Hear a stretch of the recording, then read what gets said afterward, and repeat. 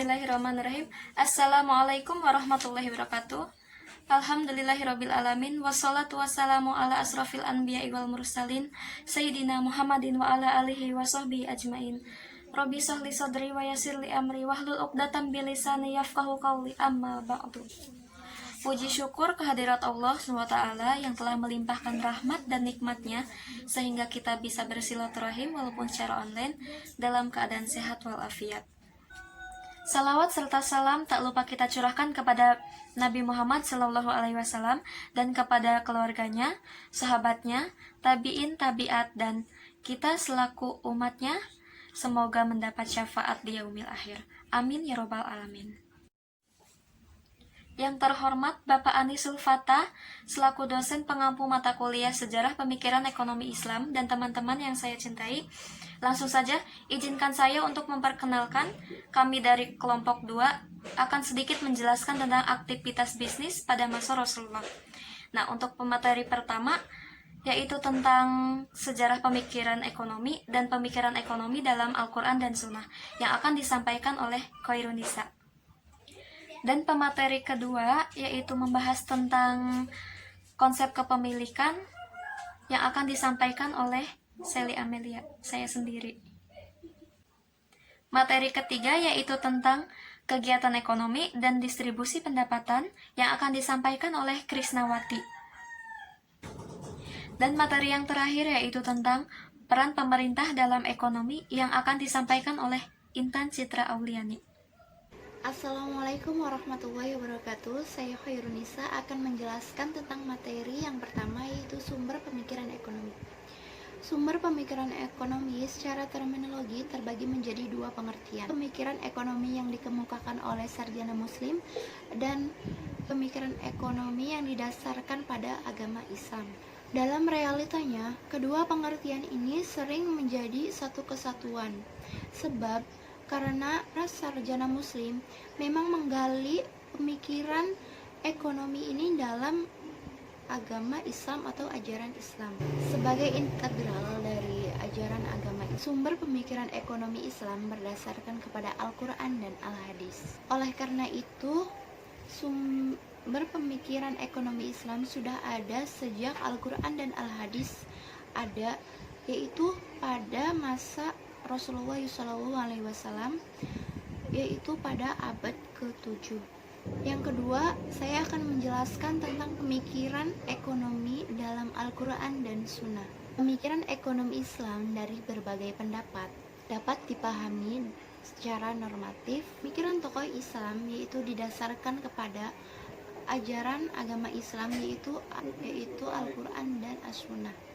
Al-Quran dan As-Sunnah yaitu sebagai dasar hukum Islam dan menjadi petunjuk bagi agama Islam, bukan tuntutan dalam ajaran agama Islam saja, namun menjelaskan juga dalam bidang politik, ekonomi, sosial, dan kehidupan manusia. Ekonomi Islam memposisikan Al-Quran dan As-Sunnah sebagai dasar hukum tentu memiliki rambu-rambu akan halal dan haram. Di antaranya melarang transaksi riba, gharar, judi, menipu, terus spekulasi, menipu harga, dan lain-lain.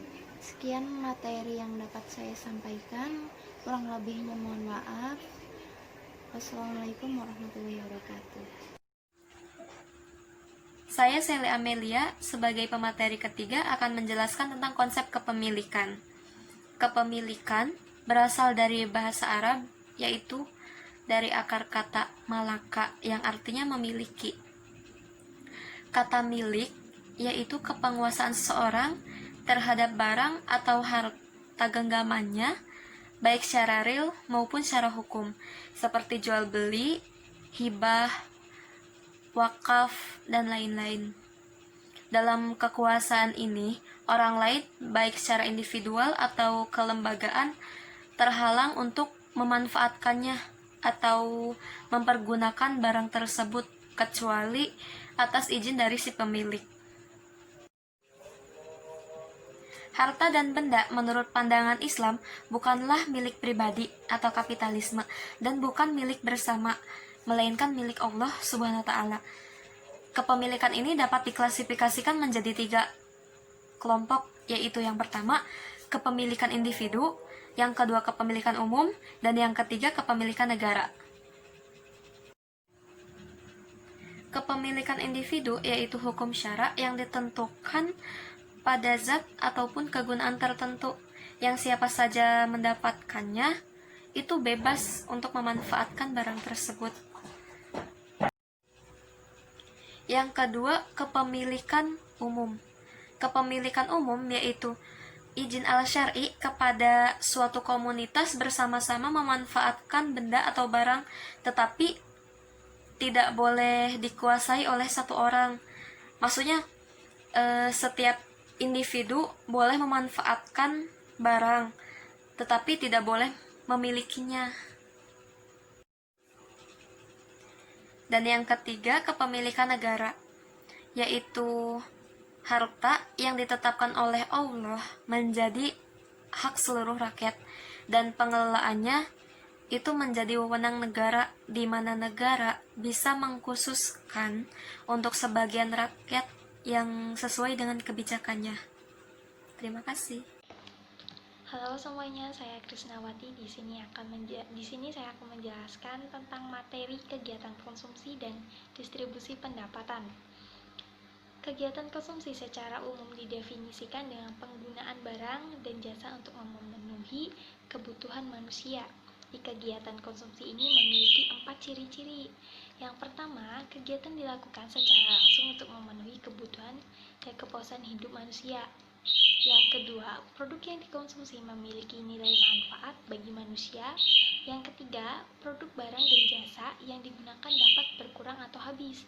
Yang keempat, produk yang dikonsumsi merupakan barang ekonomi yang didapat dengan melakukan pembelian. Lanjut, materi selanjutnya yaitu distribusi pendapatan. Distribusi pendapatan ini juga bisa memiliki makna penyaluran pendapatan melalui penyelesaian pekerjaan dan penggadaan barang jasa dan bidang niaga. Adapun yang mengartikan sebagai suatu proses pembagian seperti itu pada faktor produksi dan mengikuti pendapatan.